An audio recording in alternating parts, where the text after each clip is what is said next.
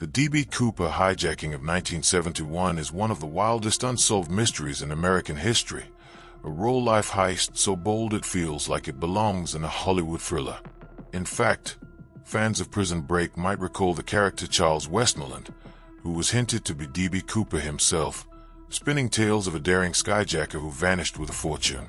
That nod in the show hooked millions, and the real story is even crazier. Picture this: a man in a suit, calm as a summer breeze, boards a plane with a plan so audacious it would make your jaw drop. Here's the tale of D.B. Cooper. It's November 24th, 1971, the day before Thanksgiving.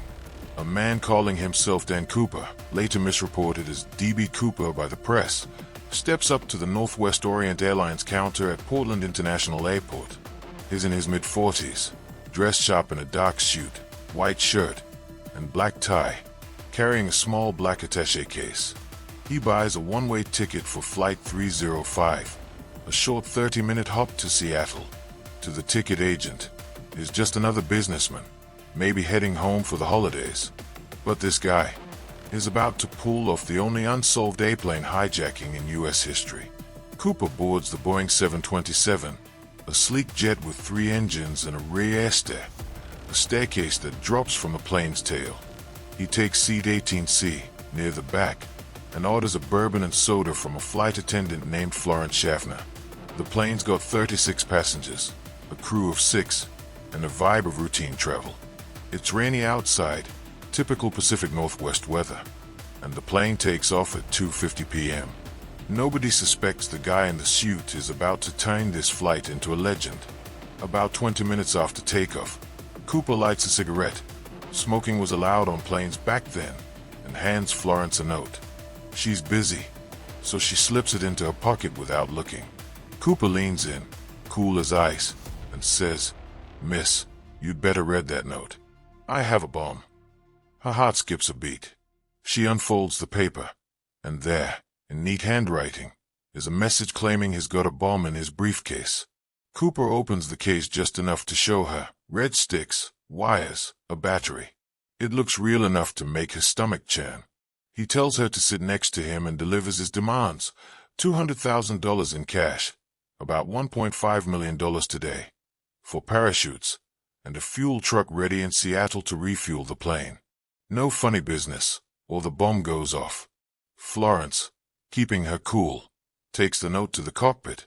The pilots radio Seattle, and soon the FBI, airline officials, and local police are scrambling.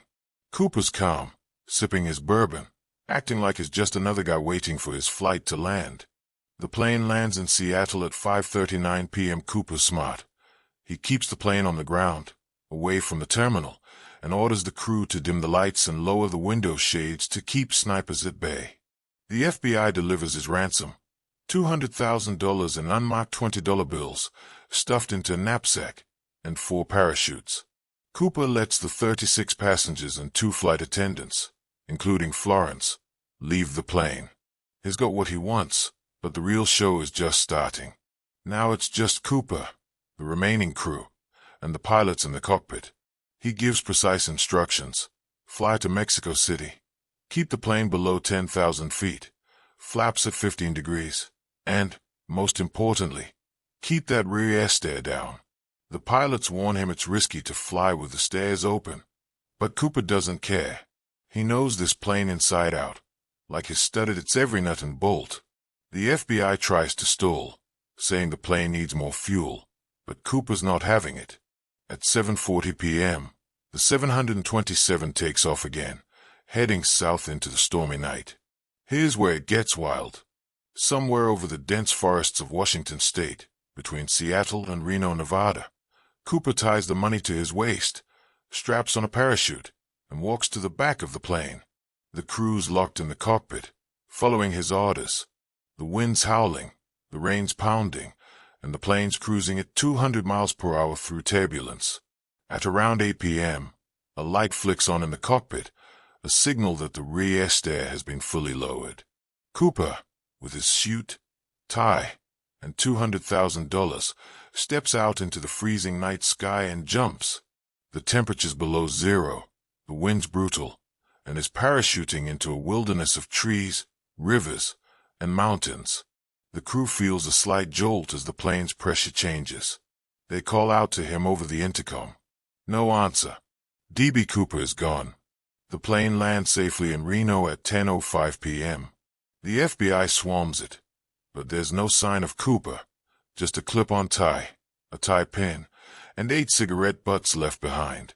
The manhunt begins immediately. Helicopters, planes, and ground teams scour the rugged terrain of southern Washington, focusing on an area near Lake Merwin and the Lewis River. They find nothing. No parachute, no body, no money. It's like Cooper vanished into thin air. The FBI launches one of the biggest investigations in history, codenamed NORJAC, Northwest Hijacking. They interview hundreds of suspects, track down leads, and analyze every detail. The cigarette butts? Tested, but DNA tech in the 70s isn't advanced enough. The tie? It's a cheap JCPenney brand, but it has tiny metal particles, hinting Cooper might have worked in aerospace or engineering. The money? The serial numbers are recorded, and agents wait for it to surface. In 1980, a kid camping near the Columbia River finds $5,800 of the ransom, 20 soggy $20 bills, their serial numbers matching Cooper's loot. It's the only trace ever found, and it raises more questions than answers. Did Cooper lose the money? Did he survive? Nobody knows. Who was D.B. Cooper? The FBI looked at over 1,000 suspects. Some think he was a skilled skydiver, maybe ex-military, given his parachute choice and knowledge of the 727's air stair. Others say he was a desperate amateur who couldn't have survived the jump in a business suit, with no helmet, in a stormy forest. Theories range from him being a disgruntled airline worker to a thrill-seeker pulling the ultimate stunt. A few suspects stood out, like Richard McCoy, a Vietnam vet who pulled a similar hijacking in 1972, but his handwriting didn't match Cooper's note. Another, Dwayne Weber, confessed on his deathbed in 1995, saying, "I'm Dan Cooper." But the evidence was shaky. Every lead fizzled out. The mystery's allure lies in its blanks. Did Cooper make it to the ground alive, sipping cocktails in Mexico by Thanksgiving? Or did he crash into the trees, lost forever in the wilderness? The FBI closed the case in 2016, saying they'd exhausted every angle, but the legend lives on. Cooper became a folk hero, the guy who stuck it to the system and vanished. He inspired books, movies, and yes, even Prison Break, where his story fueled the myth of a clever fugitive outsmarting everyone.